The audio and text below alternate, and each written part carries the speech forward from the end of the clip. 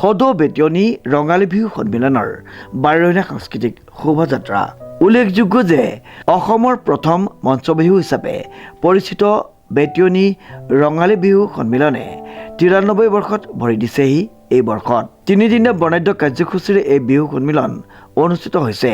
3 দিনীয়াকৈ অনুষ্ঠিত কৰা ৰঙালী বিহু সন্মিলনৰ দ্বিতীয় দিনটোৰ বিশেষ আকৰ্ষণ 12 সাংস্কৃতিক শোভাযাত্ৰা। বিভিন্ন কৃষ্টি সংস্কৃতিৰ সমাহাৰগতা পৰিলক্ষিত হ'ল উক্ত সাংস্কৃতিক শোভাযাত্ৰাত। অসমৰ প্ৰথম মঞ্চ বিহু হিচাপে পৰিচিত সদৌ বেতিয়নী ৰঙালী বিহু সন্মিলনৰ আজি দ্বিতীয় দিন। এই দ্বিতীয় দিনৰ আমাৰ আজিৰ কাৰ্যসূচী বৰ্ণাঢ্য সাংস্কৃতিক শোভাযাত্ৰা।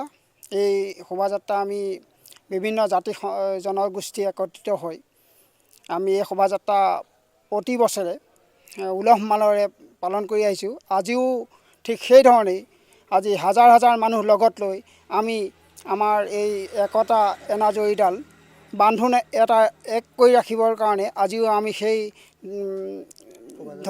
শোভাযাত্ৰা অনুষ্ঠিত কৰিছোঁ আৰু সেই শোভাযাত্ৰা আগলৈ উলিয়াই আজি হাজাৰ হাজাৰ মানুহ আমাৰ ইয়াত অংশগ্ৰহণ কৰি আমি বিহুৰ পৰা ধৰি বিভিন্ন কৃষ্টি সংস্কৃতি ইয়াত উপস্থাপন হৈছে। আমাৰ বিহুৰ পৰা কৃষ্টি সংস্কৃতি আমাৰ প্ৰত্যেক বছৰি আমাৰ সেই কৃষ্টি আমি অটুট ৰাখোঁ আৰু উপস্থাপন কৰি যাওঁ।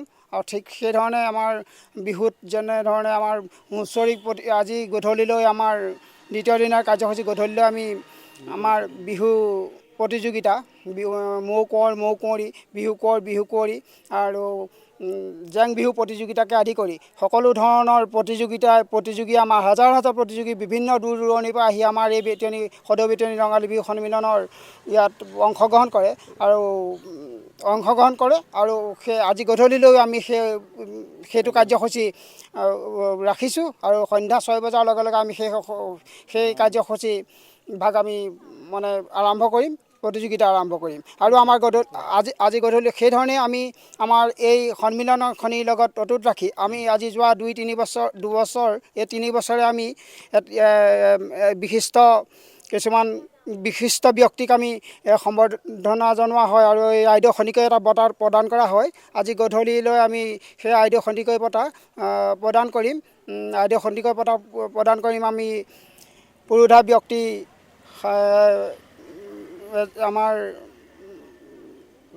লোক সংস্কৃতিৰ জড়িত এজন সংস্কৃতি সাধক পুৰোধা ব্যক্তি শ্ৰীযুত পবিত্ৰপ্ৰাণ বৰাদেৱক আজি গধূলিলৈ আমি সেই বঁটা প্ৰদান কৰা। গোলাঘাটৰ পৰা পল্লৱিকা বৰুৱাৰ এক বিশেষ প্ৰতিবেদন, নিউজ নাও।